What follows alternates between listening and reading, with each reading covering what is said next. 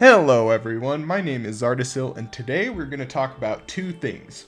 First thing we're going to do is we're going to discuss the Whitewood Reaper and why it is such a cool unit. Second thing we're going to do is we are going to discuss how to get there. So first, what is the Whitewood Reaper and why is it cool? So the Whitewood Reaper is an extremely lethal assassin unit that has the ability to mark enemy units with a tag.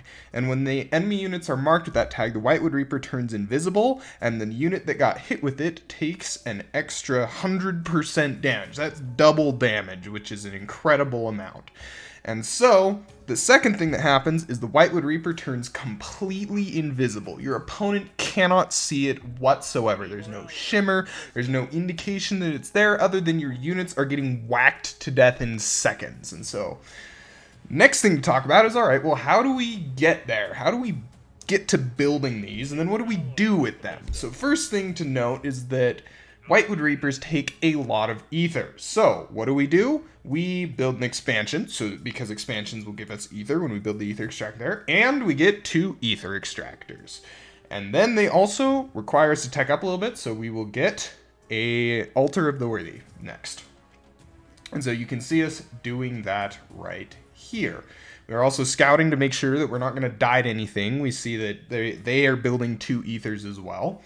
And here we go. Now we make our Altar of the Worthy. Costs 250 alloys, so we gotta wait for a little bit there. And now, even though our base isn't quite done yet, we can start making the ether there. The reason we do this is because ethers take about 30 seconds to build, and our base is about 30 seconds away from being complete. So if we build it now, then we'll get the fastest possible ether that we can start getting from that base. So now we're just scouting around. Now we chill for a little bit while we wait for our Altar of the Worthy to complete. And after that finishes, then we're going to get Godheart Tech. And then we're going to grab some Hunters such that we have enough, such that we can go around and get Pyre, may deny a bit of Pyre. Or sorry, not Hunters. This is Zol. Zol means that we get Bone Stalkers. Bone Stalkers are a little bit more lethal, a little bit more squishy than a Mass Hunter, and with upgrades can go invisible. So, but that's not the focus for today. So next thing we do is we're going to go farm some Pyre with these Stalkers, and then we are going to make another Altar of the Worthy because we need the supply such that we can build our Reapers. And then we're going to build a red Vale. And then we're also going to upgrade our base. So that's what we're going to do next. We can see, see, there we go. We just put down the red Vale and the second Altar of the Worthy at the same time right there. And then, next thing that we can do is we can upgrade this base a second time. So now we can go find some Pyre. Find some Pyre. You see, it's always in the same place in the same side of the map. When I say find, that means that I am forgetting where the Pyre is, even though it hasn't moved an inch. Rather interesting, isn't it?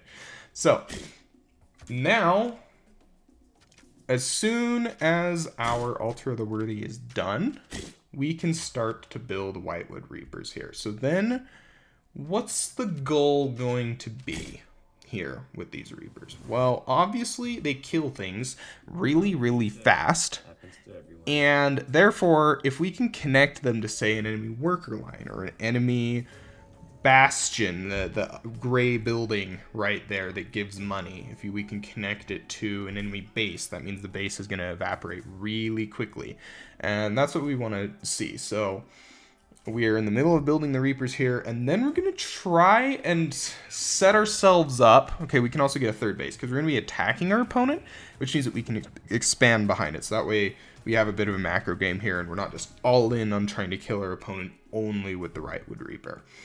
So we're going to try and distract him, distract our opponent, and then we're going to try and go in with the Reapers. We can also go Bone Canopy behind this. There's a number of things you can do. So what do we have? There's the Whitewood Reaper. And what do we see here? We see a lone dervish, and we can see the damage of the Whitewood Reaper. That thing just evaporated nigh instantly. It just like a bonk. And so now we can take down these rocks, and our opponent is building Absolvers, and he is building Scepters. So now this will be good for us in a bit because we are building Thrum, which fly, and none of his stuff flies.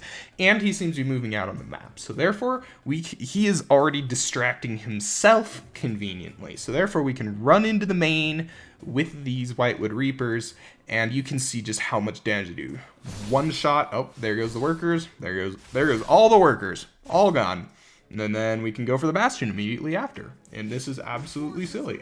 So now this is equivalent to dealing like 1,000 alloy worth of damage, which is a ton. That's like 10 Zentari. And then we can get to work on his base. If he doesn't deal enough damage back to us, or he doesn't if he doesn't do enough damage back to us, or deal with these Reapers, but yeah, see, like, the base is gone now. These things are insane. So therefore now we can go and start working on his production buildings, and look, like, he sees the Thrum because he doesn't have anything to shoot up, and the Reapers just won us the game right there, along with the Thrum. Like, they just delete everything, and it's amazing. So I hope you enjoyed a little bit of a peek in, like, how the Reaper works, how to use it, etc. If you guys have any comments or questions, let me know in the comment section down below. Thank you so much for watching, and I hope you all have a fantastic day.